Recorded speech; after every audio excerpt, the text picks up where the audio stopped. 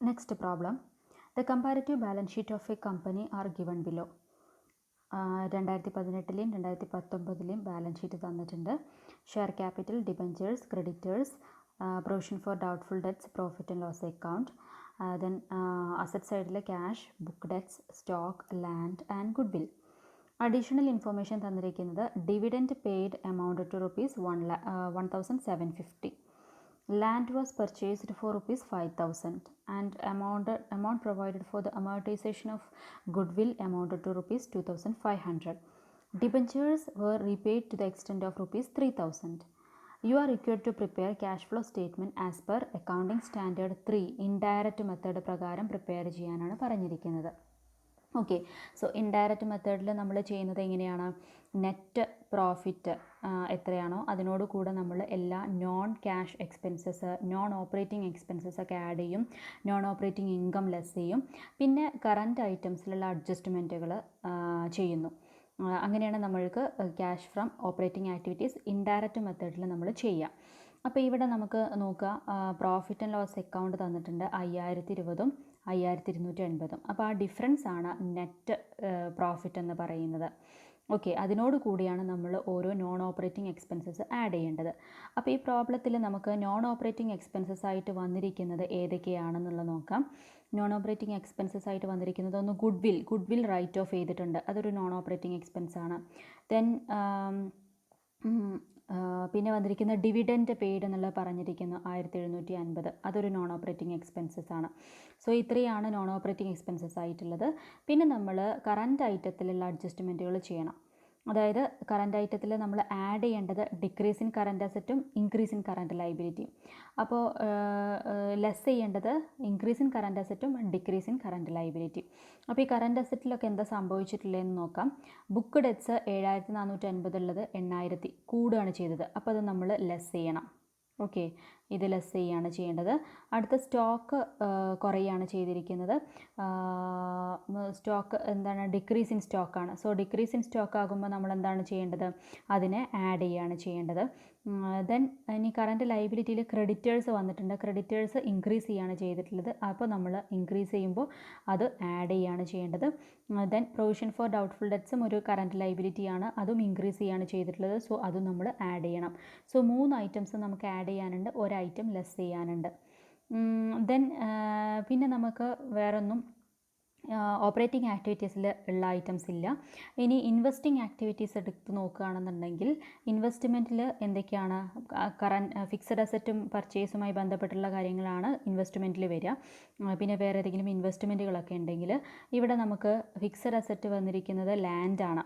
Land 10,000 ഉള്ളത് 15,000 ആയിട്ട് increase ചെയ്തു, അതായത് 5,000 രൂപ കൂടിയിട്ടുണ്ട്. അത് നമുക്ക് അഡ്ജസ്റ്റ്മെൻറ്റിൽ തന്നിട്ടുണ്ട്, 5,000 രൂപ നമ്മൾ പർച്ചേസ് ചെയ്തിട്ടുണ്ടെന്നുള്ളത്. അപ്പോൾ പർച്ചേസ് ഓൺ ലാൻഡാണ് അതിൽ വരുന്നത്, അപ്പോൾ അതൊരു ഔട്ട്ഫ്ലോ ആണ്. ഇനി അടുത്തത് ഫിനാൻസിങ് ആക്ടിവിറ്റീസിൽ വരുന്നത് എന്തൊക്കെയാണ്? ഫിനാൻസുമായി ബന്ധപ്പെട്ട, ക്യാപിറ്റലുമായി ബന്ധപ്പെട്ട ഐറ്റംസ് ആണ്. സോ ഇവിടെ ഷെയർസ് നോക്കുക, 35,000 ഉള്ള 37,000 ആയി ഇൻക്രീസ് ചെയ്തു, അപ്പോൾ ഇഷ്യൂ ഷെയർസ് ഇൻഫ്ലോ ആണ്. ഡിബഞ്ചേഴ്സ് നമ്മൾ റിഡ്യൂം ചെയ്തിട്ടുണ്ട്, 6,000 ഉള്ളത് 3,000 ആയിട്ട് കുറഞ്ഞു, അപ്പോൾ 3,000 നമ്മൾ റിഡ്യൂം ചെയ്തു, അത് നെഗറ്റീവ് ഫിഗറാണ്. ദെൻ ഡിവിഡൻറ്റ് പെയ്ഡ് എന്നുള്ളത് നമ്മൾ ഈ ഫിനാൻസിങ് ആക്ടിവിറ്റീസിലാണ് എഴുതുക, അതും നെഗറ്റീവ് ഫിഗറാണ്.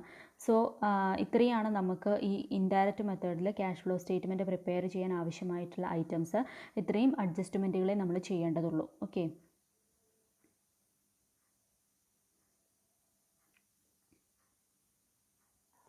സോ നമുക്ക് എങ്ങനെയാണ് പ്രോബ്ലം ചെയ്യാമെന്നുള്ളത് നോക്കാം. സോ ഇൻഡയറക്റ്റ് മെത്തേഡാണ്.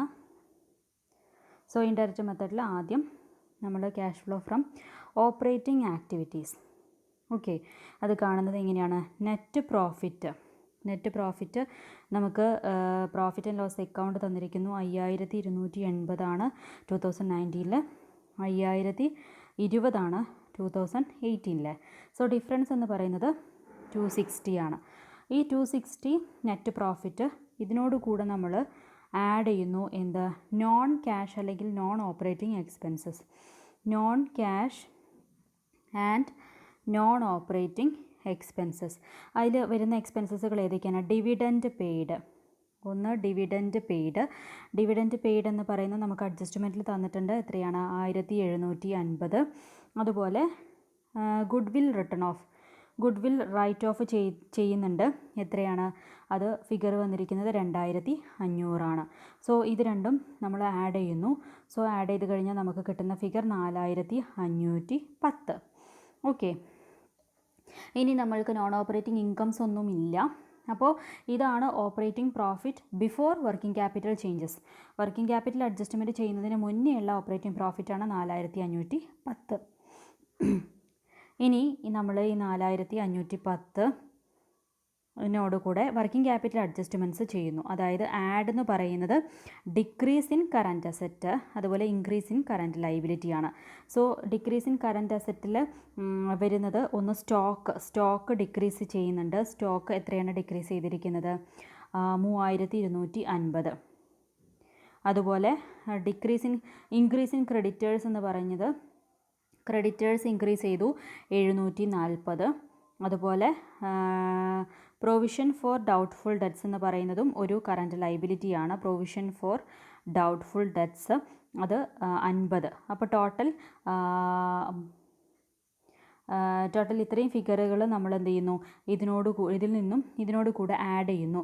സോ ആഡ് ചെയ്ത് കഴിഞ്ഞാൽ നമുക്ക് ലാസ്റ്റ് ഫിഗർ 7150 കിട്ടുന്നത്. ഓക്കെ, ഇനി ഇതിൽ നിന്നും നമ്മൾ 8550 കിട്ടുന്നത്.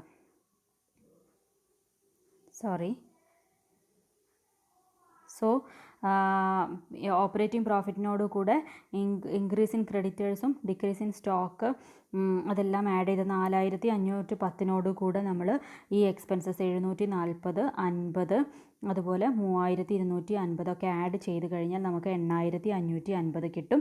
ഇതിൽ നിന്ന് നമ്മൾ ഇനി കുറയ്ക്കേണ്ടത് എന്താണ്? ഇൻക്രീസ് ഇൻ കറൻറ്റ് അസറ്റും അതുപോലെ ഡിക്രീസ് ഇൻ കറൻറ്റ് ലൈബിലിറ്റിയാണ് കുറയ്ക്കേണ്ടത്. സോ ഇവിടെ ഇൻക്രീസ് ഇൻ ബുക്ക് ഡെറ്റ്സ് എന്ന് പറഞ്ഞിട്ട് 1400 ഉണ്ട്. സോ ഇത് നമ്മൾ കുറയ്ക്കുന്നു. ഇത് കുറച്ച് കഴിഞ്ഞാൽ നമുക്ക് കിട്ടുന്നത് 7150. സോ ഈ 7150 നമ്മളുടെ ഫസ്റ്റ്, അതായത് ഇൻഡയറക്റ്റ് മെത്തേഡ് പ്രകാരം ഫസ്റ്റത്തെ cash flow from operating activities എന്ന് പറഞ്ഞ് നമുക്ക് കിട്ടുന്ന ഫിഗർ 7150. രണ്ടാമത്തത് investing activities.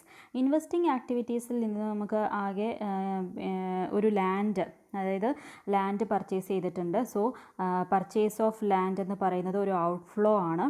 Purchase of land വന്നിരിക്കുന്നത് എമൗണ്ട് 5000 സോ ഈ 5000 ഔട്ട്ഫ്ലോ ആയതുകൊണ്ട് നെഗറ്റീവ് ഫിഗറാണ്, നമ്മൾ ബ്രാക്കറ്റിലിടുന്നു. തേർഡ് ഐറ്റം ഫിനാൻസിങ് ആക്ടിവിറ്റീസ് ആണ്. ഫിനാൻസിങ് ആക്ടിവിറ്റീസിൽ വരുന്നത് ഇഷ്യൂ ഓഫ് ഷെയർ ഇഷ്യൂ ചെയ്യുന്നുണ്ട്. ഷെയർ എത്രയാണ് ഇഷ്യൂ ചെയ്തിരിക്കുന്നത്? 2000. പിന്നെ റിഡംഷൻ ഓഫ് ഡിബഞ്ചേഴ്സ് ഉണ്ട്. ഡിബഞ്ചേഴ്സ് റിഡീം ചെയ്തിട്ടുണ്ട്. റിഡീം ചെയ്തത് 3000. സോ 3000 നമ്മൾ ബ്രാക്കറ്റ് ഇടുന്നു. ദെൻ ഡിവിഡൻറ്റ് പെയ്ഡ് എന്ന് പറഞ്ഞാൽ നമുക്ക് അഡ്ജസ്റ്റ്മെൻറ്റിൽ തന്നിട്ടുണ്ട്. അതും ഫിനാൻസിങ് ആക്ടിവിറ്റീസ് ആണ്, 1750. അതും ബ്രാക്കറ്റിലിടുന്നു. സോ ഫൈനൽ ഫിഗർ എന്ന് പറയുന്നത് 2750. അത് ഔട്ട്ഫ്ലോ ആണ്. ഓക്കെ, ഔട്ട്ഫ്ലോ ആണ്. സോ ഇതിൻ്റെ എല്ലാം കൂടെ, അതായത് operating activities 7150, investing activities 5000, then financing activities 2750. ഇതെല്ലാം കൂടെ ടോട്ടൽ ചെയ്യുമ്പോൾ നമുക്ക് ഫൈനൽ കിട്ടുന്ന റിസൾട്ട് 600. അതായത് ഔട്ട്ഫ്ലോ ആണ്, നെഗറ്റീവ് ഫിഗറാണ് കിട്ടിയിരിക്കുന്നത്, ഔട്ട്ഫ്ലോ. അപ്പോൾ നമുക്ക് ഇതിൽ എഴുതാം നെറ്റ് ഡിക്രീസ് ആണ് ഉണ്ടായിരിക്കുന്നത്. Decrease in cash equivalence. Net decrease in cash and cash equivalence 600 ആണ്. ഇതിനോട് കൂടെ നമ്മൾ എന്ത് ചെയ്യുന്നു? ബിഗിനിങ്ങിലുള്ള ക്യാഷ് ആഡ് ചെയ്യുന്നു. ക്യാഷ് അറ്റ് ബിഗിനിങ്ങിലുള്ള ക്യാഷ് നമുക്ക് ബാലൻസ് ഷീറ്റിൽ തന്നിരിക്കുന്നു 4500. സോ ഇത് ആഡ് ചെയ്യാന്ന് പറയുമ്പോൾ നെഗറ്റീവ് ഫിഗറാണ്. അപ്പോൾ ഇത് ലെസ് ചെയ്ത് കഴിഞ്ഞാൽ 3900 ആയിരിക്കും നമുക്ക് കിട്ടുന്നത്. ഇത് തന്നെയാണോ ബാലൻസ് ഷീറ്റിൽ 2019 ക്യാഷ് ബാലൻസ് എന്നുള്ളത് നോക്കുക. അത് തന്നെയാണ്. സോ ക്യാഷ് അറ്റ് എൻഡ് എന്ന് പറഞ്ഞിട്ട് ഇത് കിട്ടുന്നു. സോ ഇങ്ങനെയാണ് നമ്മൾ ഇൻഡയറക്റ്റ് മെത്തേഡ് പ്രകാരം ക്യാഷ് ഫ്ലോ സ്റ്റേറ്റ്മെൻറ്റ് പ്രിപ്പയർ ചെയ്യുക. ഓക്കെ,